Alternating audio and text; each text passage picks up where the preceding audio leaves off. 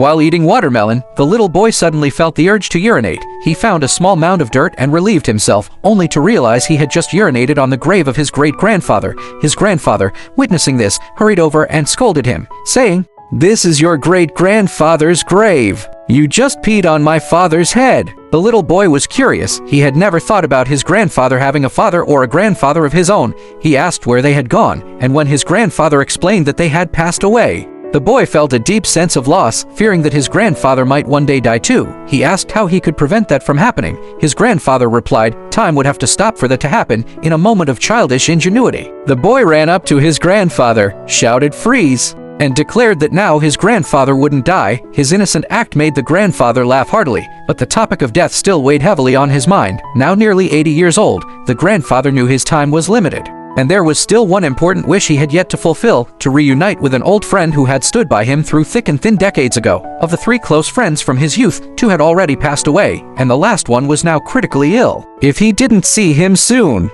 it might become a lifelong regret. After measuring the distance on a map, the grandfather decided to take his grandson on an impromptu journey the next day. Their destination was San Mengxia, hundreds of kilometers away. However, shortly after setting off, their small electric tricycle collided with an oncoming car. In an attempt to avoid the collision, the grandfather swerved sharply, sending the tricycle crashing into a field.